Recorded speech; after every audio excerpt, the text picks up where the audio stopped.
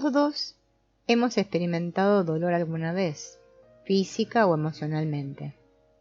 Sin embargo, existen dos clases diferentes de dolor que surgen de dos lugares muy distintos. A uno lo vamos a llamar dolor real y al otro dolor imaginario, o más comúnmente sufrimiento. El sufrimiento siempre es generado por nuestra resistencia inconsciente al dolor real, pero el dolor real no requiere sufrimiento. Cuando hablamos de dolor, nos referimos a un concepto amplio de dolor, definido como una contracción de energía. Podemos experimentar dolor en diferentes niveles, físico, emocional o espiritual. De hecho, cuando escuchamos la palabra dolor, a menudo pensamos en manifestaciones agudas, físicas o emocionales. El dolor también puede ser descrito como incomodidad, tensión, estrés, o ser percibido como algo extemporáneo o fuera de lugar. Dolor es cualquier cosa que nos impida sentirnos bien con nosotros mismos o no se sienta bien dentro de nosotros. El dolor real es lo que sentimos, por ejemplo, al lastimarnos un pie. Las señales de la herida sufrida son detectadas inmediatamente por diminutos receptores en las terminales nerviosas del órgano o de la parte afectada. Esas señales son transmitidas a través de las terminales nerviosas a la médula espinal y al instante llegan al cerebro para ser decodificadas y clasificadas. Inmediatamente la sensación de dolor es detonada y enviada de vuelta al pie, para despertar la conciencia del peligro que se corre en el momento, y más tarde para facilitar la curación inmovilizando el área lastimada.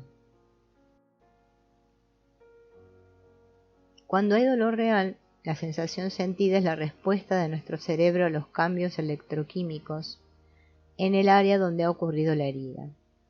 En el plano emocional o psíquico experimentamos dolor real cuando perdemos a alguien, a quien queríamos o que era muy cercano a nosotros. Aunque invisibles a los ojos humanos, los lazos, conexiones que teníamos con esa persona o ese animal eran muy reales. Este tipo de pérdida puede doler profundamente, como si nos hubieran arrancado algo de nosotros mismos. Cuando hay dolor real, lo más importante es reconocerlo, darle espacio y sentirlo en toda su magnitud. El dolor no es algo agradable y no deberíamos esperar que lo fuera. Al darle espacio y sentirlo, le damos la posibilidad de que se mueva, circule y se transforme. La reacción condicionada de negar y resistir el dolor no hace más que profundizarlo y terminamos guardándolo en nuestro cuerpo para más tarde. Ignorar el dolor o alejar nuestra atención de él solo hace que se perpetúe.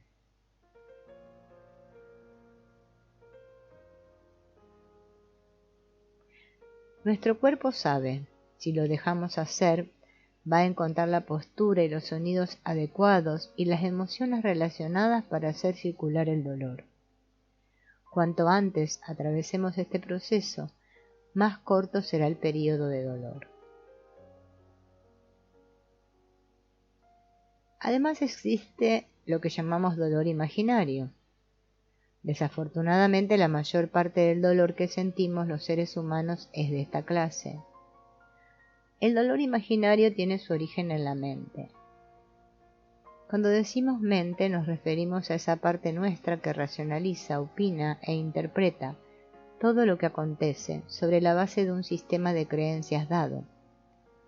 Así, la mente decide si lo que percibe es bueno o malo. Supongamos, por ejemplo, que una joven le anuncia a su madre: «Mamá, me voy a casar con Pedro». Para algunas madres esto podría ser una gran alegría, mientras que para otras puede ser lo contrario. Si la madre, debido a sus propias experiencias pasadas, cree que el matrimonio no es algo bueno, este anuncio puede provocarle un infarto, una depresión profunda o un ataque de pánico o de furia. Esto es así simplemente porque en lo más profundo de su ser, su sistema de creencias le cuenta la historia de cuánto va a sufrir su hija en su matrimonio o cuánto va a sufrir ella misma al ver sufrir a su hija. Cuando el dolor es imaginario, se dispara. Duele porque nuestra mente ha declarado un estado de emergencia interno, sobre la base de creencias y decisiones elaboradas durante experiencias dolorosas del pasado.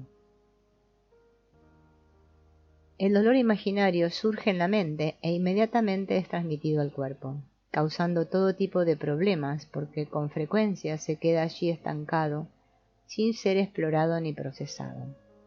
Entonces, cada vez que algo dispare ese recuerdo, guardado en lo que llamamos la parte sumergida del iceberg de lo que somos, el subconsciente, pensaremos y sentiremos de la manera en que pensamos y sentimos cuando sentimos el dolor originario, ahora sin saber por qué, sin entender qué está pasando. Como estamos entrenados culturalmente para rechazar el dolor y no sentirlo, el cuerpo vuelve a guardar ese dolor para más tarde, y eso se convierte en un círculo vicioso que lastima interminablemente.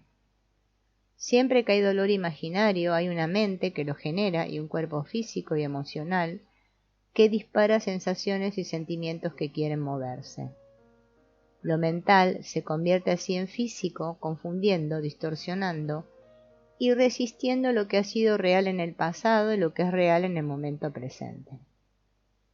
Si reeducamos nuestra mente y reprogramamos nuestros pensamientos, las creencias y decisiones que crean dolor se pueden desactivar y lo que llamamos sufrimiento se irá con ellas.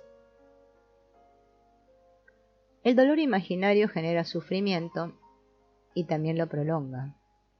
Cuanto más dolor imaginario haya en nosotros, más sufrimiento experimentaremos. Las contracciones energéticas creadas por el dolor imaginario alteran nuestras funciones orgánicas, nerviosas y estructurales.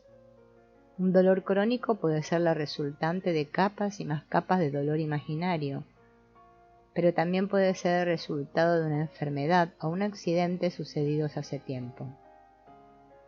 En este último caso, el dolor crónico sobreviene como la combinación de el dolor originario, una herida, una lesión, un tumor, una disfunción orgánica, la resistencia a sentirlo, esto no debería pasar, esto es demasiado para mí, o el dolor imaginario, miedo a estar incapacitado, miedo al futuro, miedo a la muerte, etc. Si le preguntamos a una persona que tiene un dolor crónico, ¿qué puntaje del 0 al 10 le adjudicaría a su dolor? 10 representa un dolor altísimo y 0 bienestar. Y supongamos que elige el número 8, sabremos que parte de ese dolor es dolor real y otra parte es dolor imaginario. Ahora bien, el dolor puede transformarse y disminuir si la persona deja de resistirlo y de creer las historias que su mente le está contando. Entonces es esperable que el dolor real original se empiece a transformar y la curación sobrevenga naturalmente. Cuando hay dolor crónico, también hay una historia y una autoimagen creada por el hecho de haber sufrido durante cierto tiempo. Cuando nos acostumbramos a estar enfermos o doloridos, pensamos que poseemos la enfermedad. A menudo oímos expresiones como mi artritis o mi tumor. Liberando estas cargas estancadas, ese hipotético número 8 podría disminuirse a niveles mucho más manejables, a 1 o incluso a 0. Todos los seres vivientes estamos diseñados para evitar instintivamente el dolor. Mantenerse alejado de situaciones dolorosas es sabiduría instintiva. Eludir situaciones de las que podemos salir lastimados es hacer uso de las habilidades naturales con que contamos por el simple hecho de haber nacido. Uno no apoya la mano en la tapa del horno si sabe que está caliente y se va a quemar. Sin embargo, si el dolor ya se está manifestando, es muy tarde para evitarlo. Debemos salir a su encuentro, y como reza la cita de Rumi, permitirle entrar. Esta es la clave para transformar el dolor, sanarse rápidamente y vivir una vida libre de sufrimiento. Cualquiera puede ver la diferencia entre los adultos civilizados por un lado y los animales y los niños pequeños con respecto a cómo se relacionan con el dolor. Si un niño pequeño siente tristeza, llora, Si siente cólera, grita. Si siente miedo, tiembla. De este modo los niños honran lo que están sintiendo. Cuando los niños sienten dolor, se permiten experimentar esa sensación o sentimiento, porque aún no han aprendido a hacer lo contrario. Dejan que su cuerpo procese naturalmente lo no placentero, llorando, gritando, sacudiéndose. Exageran, intensifican lo que sienten tanto como pueden hasta que pasa. Finalmente se relajan. Minutos más tarde actúan como si nada hubiera sucedido y vuelven a jugar. En los adultos civilizados este proceso es notablemente distinto. Son expertos en deshonestidad emocional y en pretender que no sienten lo que sienten. Cuando están tristes se dicen a sí mismos y a los demás, no pasa nada. Cuando están enojados se dicen a sí mismos y a los demás, está todo bien. Cuando tienen miedo actúan como si todo estuviera bajo control. Sin embargo, esas mismas personas actúan de manera muy distinta cuando experimentan sensaciones y sentimientos agradables y socialmente aceptados, por comunicar los cuales además será premiado. Solo es aceptado y bien visto expresar los sentimientos pasibles de ser relacionados con el lado bueno de la vida. Entonces esa persona expresará y agotará rápidamente esas sensaciones y pronto querrá y necesitará más. Cuando describimos un sentimiento como negativo, estamos resistiendo su existencia. Cuando negamos algo que sentimos y nos juzgamos por sentirlo, estamos negando una parte genuina de nosotros mismos. Es posible que, en nuestra niñez, alguna vez nos hayamos sentido furiosos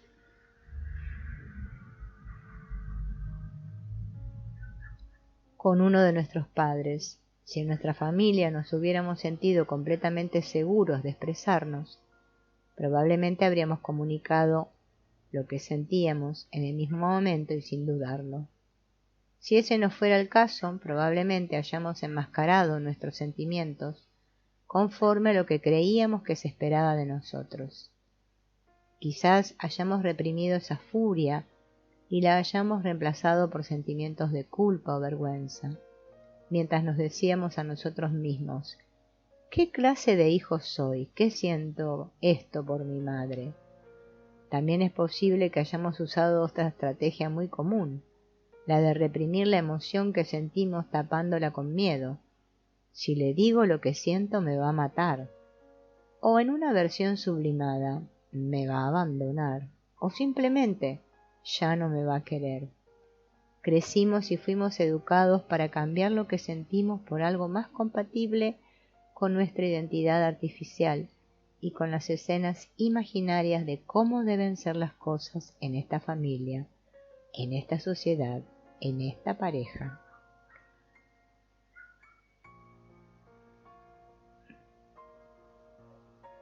Posiblemente hayamos vivido gran parte de nuestra vida ejercitando alguna o varias de estas maneras de resistir lo que nos sucedía. Acción, negación, diálogo interno. Está todo bien, no hay problema. Acción, juzgamiento, diálogo interno. Esto no debería pasar. Acción, evitación, diálogo interno. ¿Qué puedo hacer para distraerme? Acción, medicación, diálogo interno. Me tomo un calmante. Acción, queja, diálogo interno. ¿Por qué a mí? Acción, análisis, diálogo interno. ¿Qué significa esto? Acción, oración, diálogo interno. Dios mío, quítame este dolor. Acción, visualización, diálogo interno. Imagino que se va. Acción, inculpación, diálogo interno. Es culpa mía, o de él, o de ella. Vamos a realizar un ejercicio. Toma un papel y un lápiz y contesta las siguientes preguntas. ¿Cuáles de estas formas de resistencia y negación has utilizado en tu vida? ¿Cuáles estás usando todavía? Anota cualquier otra forma de resistencia al dolor que no esté en esta lista. Pon atención en tu cuerpo y nota qué se siente mientras lo haces. Si resistimos lo que es y los sentimientos presentes, no podremos digerir la experiencia. Esto se traducirá en una sensación extremadamente desagradable, intolerable a veces. En términos energéticos, las emociones desagradables o no placenteras son almacenadas y crean contracciones que forman lo que llamamos cuerpo del dolor. El cuerpo del dolor es la acumulación de todas las experiencias sensoriales incómodas o emociones no placenteras que uno no reconoció o no se permitió sentir en el momento en que estaban ocurriendo. Estas sensaciones siempre fueron resistidas y por consiguiente nunca fueron procesadas. El cuerpo del dolor es la suma de todas las experiencias negativas y dolorosas que hemos tenido, de todos los traumas físicos, emocionales y de todos los miedos, vergüenzas, culpas, enojos y tristezas que no nos hemos permitido sentir. También está formado por las contracciones creadas en nosotros, por lo que llamamos mente profética, esa parte de nuestra mente racional que trata de anticiparse el futuro y genera diversas formas de ansiedad, temor, cólera y tristeza acerca de lo que pueda llegar a suceder. Hemos sido y estamos siendo programados para percibir la vida de una manera que nos causa sufrimiento. Esto es resultado tanto de la ignorancia como de la imitación. La mayor parte del sufrimiento humano es imaginario y por lo tanto innecesario. A menudo no nos gusta lo que nos pasa y vivimos en un estado de insatisfacción casi constante. Raramente nos sentimos felices con nuestra vida. Además, nuestra programación civilizada genera la creencia colectiva de que nunca somos suficientemente adecuados o estamos completos. Esa es la creencia base de lo que llamamos progreso, y es posible que tenga un costado beneficioso, aunque sin duda posee un costo emocional muy alto. No me gusta esta manera de vivir. No estoy listo. Es demasiado para mí. Esto no debería pasar ahora. Son pensamientos que nos surgen cuando no podemos reconocer la simple verdad de que en el universo todo fluye y que nuestra fuerza vital necesita fluir con la vida de la misma manera en que un río necesita fluir hacia el océano. Al negar cualquier cosa que pudiera estar ocurriendo, luchamos contra el universo y toda la creación. Y es importante comprender que esa pelea está perdida desde el principio, porque los planes que informan el universo, así como todo lo creado en él, son muy poderosos. Cuando pensamos en términos de debería ser o no debería ser, estamos ignorando el hecho de que todo sucede por alguna razón, y aunque no conozcamos esa razón, está apoyada por la fuerza creadora de todo lo existente. Cuando nuestra mente racional produce pensamientos de resistencia y negación acerca de las circunstancias de nuestra vida, la fuerza vital que fluye naturalmente en nosotros se estanca y se acumula. Este proceso de acumulación da origen a un exceso de energía que se llama carga emocional negativa y genera sufrimiento físico o emocional. Imaginemos que un río fluye libremente hasta que su cauce es bloqueado en un punto por un dique. El resultado será un gran volumen de agua estancada. Habrá exceso de agua bloqueada arriba y faltará agua arriba abajo. Esa enorme presión originada por el dique, junto con el desequilibrio ecológico resultante, no afectará solo al río, sino a todo lo que lo rodea. Lo mismo sucede cuando le ponemos un dique a una sensación o sentimiento. La fuerza vital queda atrapada en nuestro cuerpo, igual que el agua del río es contenida por el dique, y crea en nosotros el cuerpo del dolor. Produce una resonancia energética negativa que afecta nuestro bienestar físico, emocional y espiritual. En la medicina china existen 2 reglas de oro que nos ayudan a entender de qué modo se crea el dolor. La primera de ellas es: cuando la fuerza vital chi se estanca, las enfermedades se manifiestan.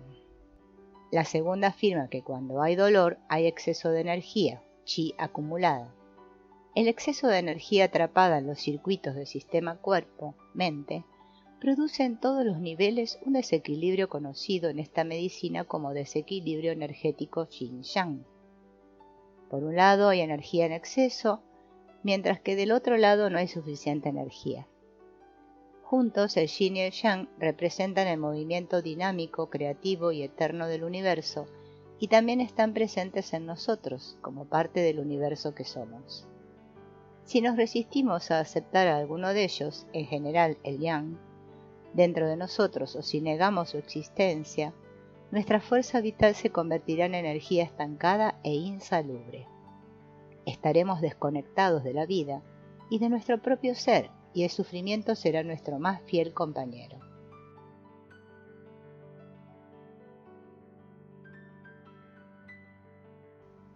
Así, negar o resistir lo que la vida nos trae equivale a bloquear con rocas la corriente del río. No se puede nadar contra la corriente. Este refrán fue acuñado por siglos de experiencias de dolor. No es lo suficientemente claro. Si cambiamos nuestras reacciones, si aceptamos el hecho de que esto me está pasando ahora y por lo tanto existe, permitimos que la fuerza vital estancada fluya de nuevo y finalmente se transforme. Podemos seguir peleando con nuestra vida tanto como queramos, podemos negarla y resistirla hasta la muerte, pero también podemos intentar aliarnos a nuestra vida para hacer juntos el trabajo que haya que hacer. Podemos ignorar el dolor tanto como queramos, pero si le damos espacio y lo escuchamos, se abrirá ante nosotros la puerta de un decisivo proceso de transformación. Una vez que nos comprometemos con nuestra vida y la abrazamos en su totalidad, el milagro del alivio nos visita.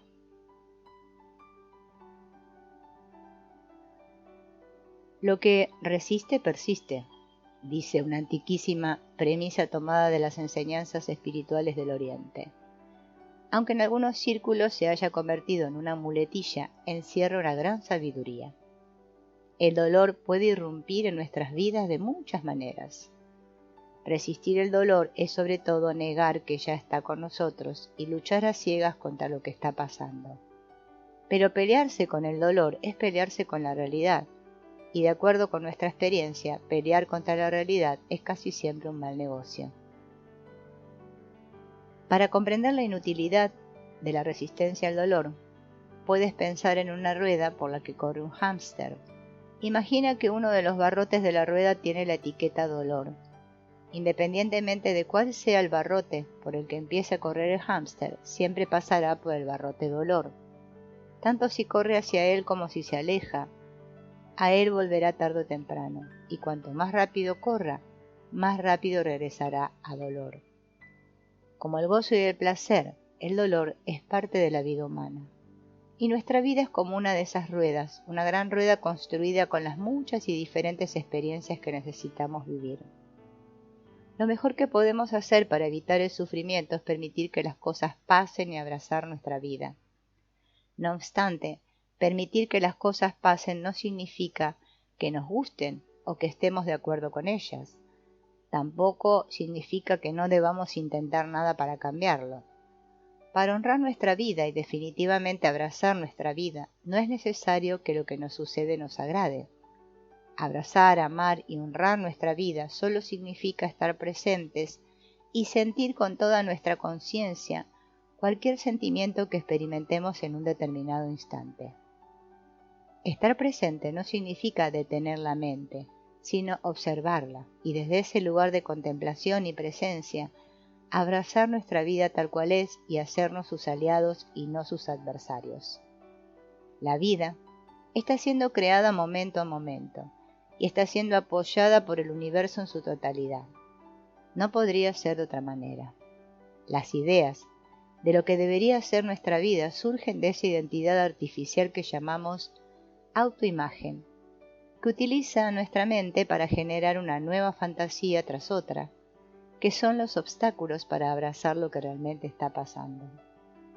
Aliarse al universo, del que indudablemente somos parte, y fluir en la incesante creación de aquello que llamamos nuestra vida, constituye un acto poderoso y profundamente sabio. Cuando nuestro centro de gravedad energético está alineado con el flujo de la vida, podemos sentir amor, poder y libertad. Y somos entonces como una gota de agua que celebra ser parte del océano. Podemos vivir nuestra vida a gran velocidad, saltando de experiencia en experiencia. Pero, ¿qué pasaría si en lugar de correr como corre el hámster sobre una gigantesca rueda de fantasías, nos detuviéramos a vivir las experiencias sintiéndolas a fondo y honrando cada cosa que nos sucede? ¿Qué pasaría si en vez de gastar energía tratando de realizar nuestros planes, predicciones o grandes ideas, aceptáramos que en realidad esos planes y esas ideas son parte del mismo universo que se recrea a través de nosotros? Si pudiéramos aceptar esto como un hecho, nos invadiría una gran tranquilidad, porque nos daríamos cuenta de que lo que tenga que ser será, y lo que deba ser hecho se hará a través de nosotros. A través de generaciones, en virtud del proceso de programación y de condicionamiento individual, hemos aprendido a creer que, si nosotros no hacemos que suceda algo, ese algo no va a suceder. Parece como regar un jardín cuando llueve. La actitud interna de fluir con la vida requiere un gran poder creativo. Aliarse a los movimientos del universo tal como se manifiesta en lo que llamamos nuestra vida, implica permitir que ocurran poderosos cambios, cambios que ya están ahí, esperando que se les permita ocurrir, de acuerdo con otro plan que puede no ser comprendido por nuestra mente condicionada.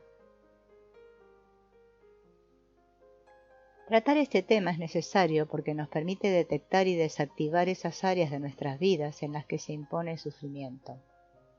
En el libro El poder de la hora de Eckhart Tolle, él recomienda qué hacer cuando en nuestra vida sucede algo que nos molesta o incomoda.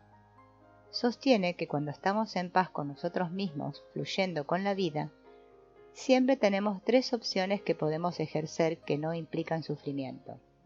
Sin embargo, lo más habitual es que elijamos una cuarta, y es precisamente sufrir. Esas 3 opciones son: cambiar lo que no me gusta o pedir por lo que quiero, estando dispuesto a recibir un no y a negociar si es necesario. Significa pues usar todos los medios posibles para cambiar la situación. Si tengo frío me abrigo, si tengo hambre como. Si no tengo comida la busco o la pido. Si estoy enfermo busco la manera de mejorarme. Si se trata de algo que me molesta en una relación con alguien, utilizo comunicación consciente. Es decir, que hablo de manera honesta, expresando cómo me siento y cuáles son mis necesidades.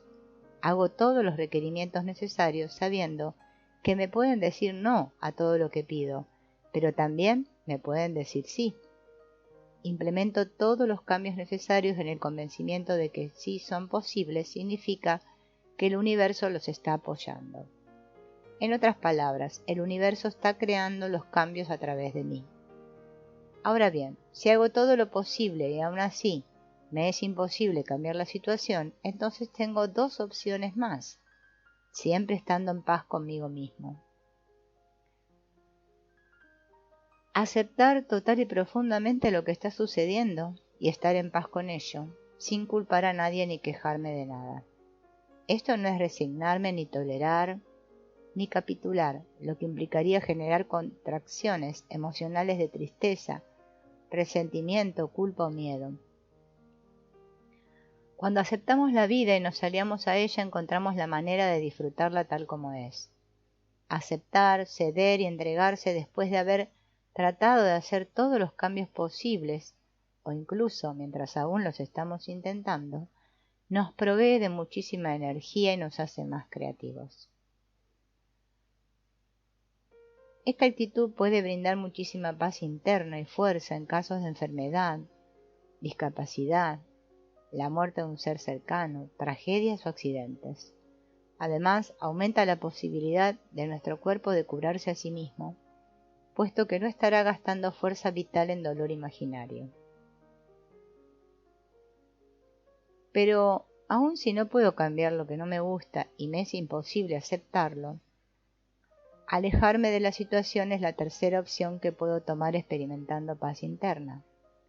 Por ejemplo, si he llegado a la comprensión de que una de las necesidades más importantes de mi vida es la de estar en paz y disfrutarla, y me encuentro en una situación laboral por la que estoy encerrado todo el tiempo en una oficina, donde el ambiente es de tensión constante, con peleas y ruidos estridentes, uso mi primera opción, que es intentar cambiar la situación.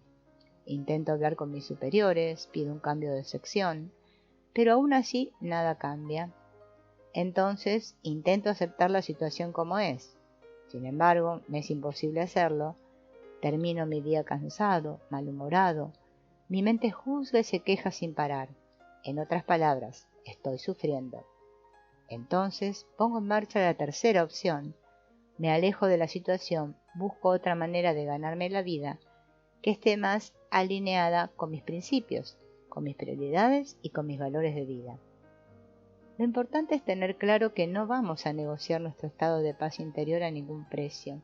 Sin embargo, hacerlo no es tan fácil como decirlo. El obstáculo principal que encontramos es el hecho de que culturalmente estamos programados para ser víctimas, para quejarnos y sufrir. Y esta es la cuarta opción, la que casi siempre elegimos.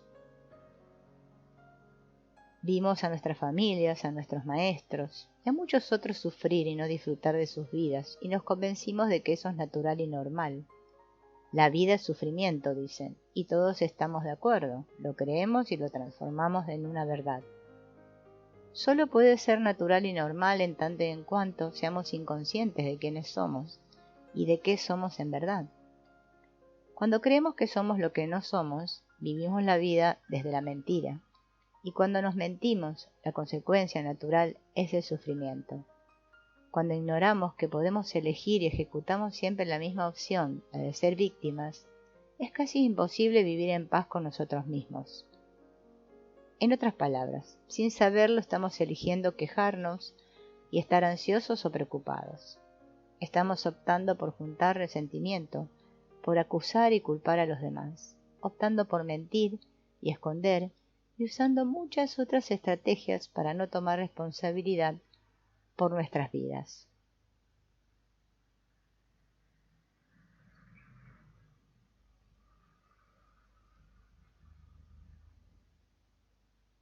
Vamos a hacer el siguiente ejercicio. Toma papel y lápiz, recorre tu vida y detecta esas áreas donde hay sufrimiento. Hazte las preguntas de la 1 a la 7, siempre teniendo en mente que tu objetivo es vivir una vida de paz y de disfrute. 1. ¿Hay algo que puedo cambiar al respecto? 2. ¿Puedo cambiar? 3. ¿Estoy dispuesto a hacer el cambio? 4. ¿Puedo aceptarlo? 5. ¿Estoy dispuesto a aceptarlo? 6. ¿Elijo removerme de esa situación? 7. ¿Estoy dispuesto a hacerlo? Puedes hacer primero este ejercicio con algo fácil como no me gusta que mi escritorio esté siempre lleno de papeles, o tengo unas caries y no voy al dentista. Luego elige algo más difícil, como por ejemplo no me gustan mis piernas, o no me gusta el novio de mi hija. Jugar el papel de víctima es parte de un modelo cultural muy viejo, tan antiguo como nuestra civilización. Encontramos este patrón en toda la historia de la humanidad.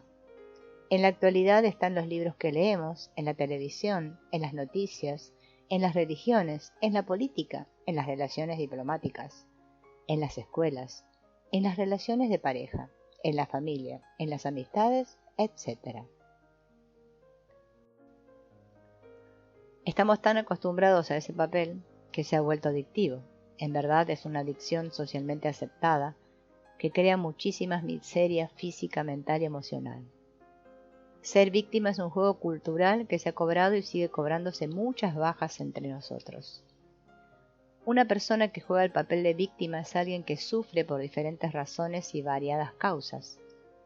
Puede ser que sufra por necesidades básicas no satisfechas, molestias físicas, enfermedades, falta de energía, cansancio, impotencia, desesperanza, indiferencia, falta de reconocimiento, confusión, traición, abuso, manipulación, explotación, opresión, abandono, persecución, entre otras cosas.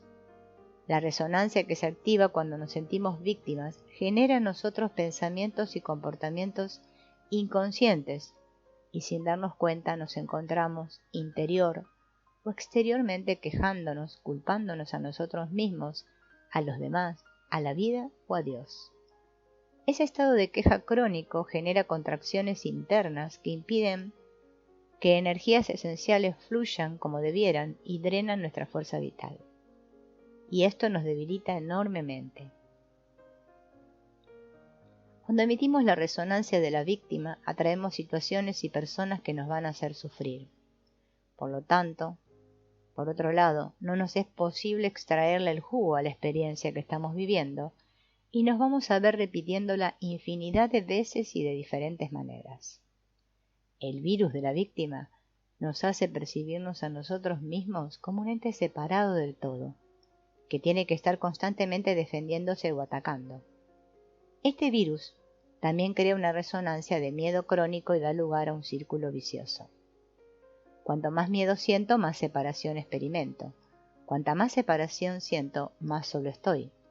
Cuanto más solo me siento, más me tengo que proteger de lo que me puedan hacer o de lo que me pueda pasar. Cuanto más me tengo que proteger y defender, más encuentro la culpa en el otro. Cuanto más acuso y culpo a otro, más separado me siento. Cuanto más separado me siento, más miedo siento. Y se cierra así este círculo vicioso al volverse a la causa raíz del sufrimiento humano. ¿Cómo detectar si estás jugando el rol de víctima? Cuando jugamos el papel de víctima, reaccionamos a todo inconscientemente. Nuestra mente crea constantes situaciones de ansiedad o preocupación. Pensamos, interpretamos y analizamos. Negamos lo que sentimos. Suprimimos nuestras emociones. Somos adictos al drama y a las situaciones o personas que lo crean. Usamos mucho las expresiones debería o no debería. Nos quejamos acerca de nosotros mismos o de los demás. Juzgamos, criticamos, acusamos y culpamos a quien sea. Repetimos una y otra vez en nuestra mente situaciones pasadas. Nos es difícil perdonar. Guardamos resentimientos muy viejos. Nos queremos vengar y cobrar lo que nos deben. Recurrimos a nuestro doloroso pasado para actuar o tomar decisiones en el presente. Tememos el futuro por lo que nos pueda traer. Ensayamos lo que vamos a decir o hacer una y otra vez.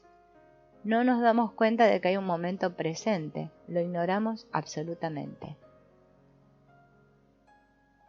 Escribe en una hoja cuál de estos rasgos que dicho anteriormente son los con los cuales te sientes más identificados. Ahora vamos a pasar al modelo de autorresponsabilidad, que es lo más importante, porque este es el opuesto al papel de la víctima. Este modelo de autorresponsabilidad implica honrar la vida y estar conectado con el cuerpo de luz. ¿Cómo se logra? Reconociendo. Estoy asustado, estoy enojado, estoy triste, estoy excitado, estoy entusiasmado, me siento atraído por.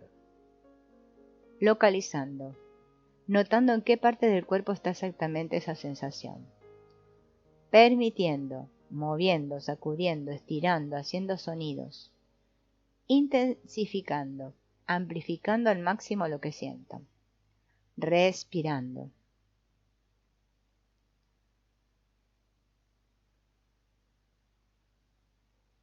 Todos los seres humanos, si hay algo que tenemos en común, es la existencia de dolor, no importa si es físico, emocional o espiritual. Vivir la vida es descubrir el dolor y llevarlo a cuestas, a menudo escondido, en una mochila o un morral. Mientras tanto, seguimos andando y echando piedras en las ya cargadas alforjas, con la esperanza de algún día sacarlas todas de allí y seleccionarlas. Pero he aquí que solemos tener que enfrentarnos con su contenido siempre antes de lo que habíamos planeado. En las culturas primitivas, la figura del chamán reunía al sanador y al hechicero. Él podía tratar el dolor como entidad de existencia propia para lo cual primero reconocía su existencia y luego lo exorcizaba y lo expulsaba. La práctica ritual del chivo expiatorio permitía a nuestros ancestros liberarse de los pecados.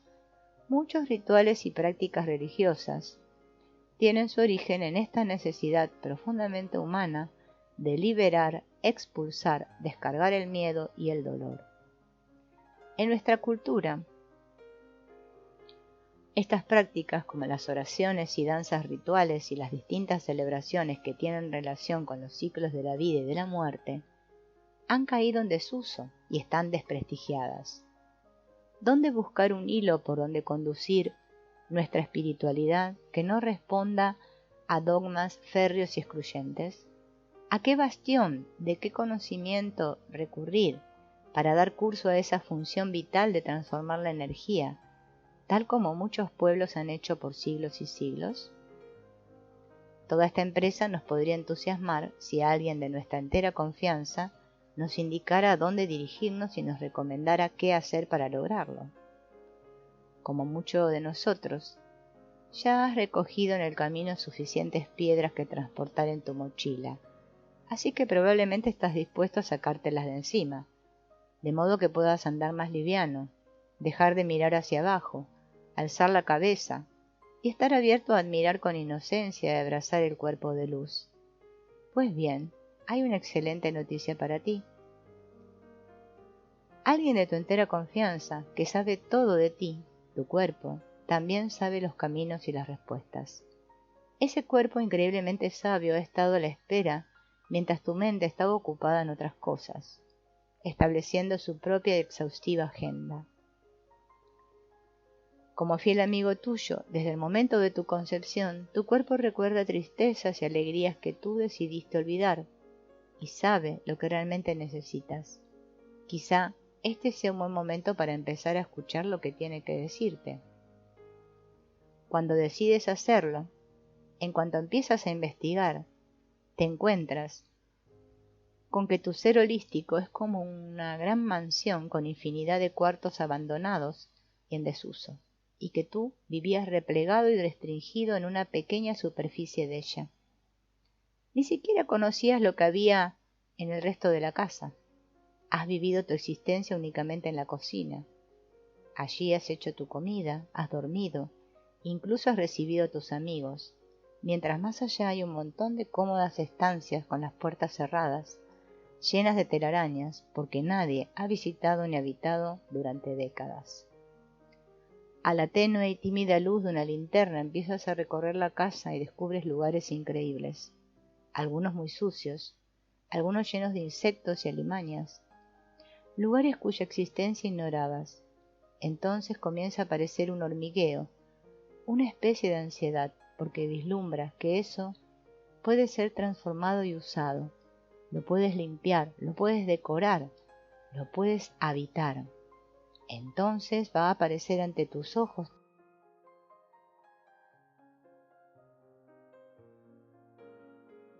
todo el trabajo que has pospuesto,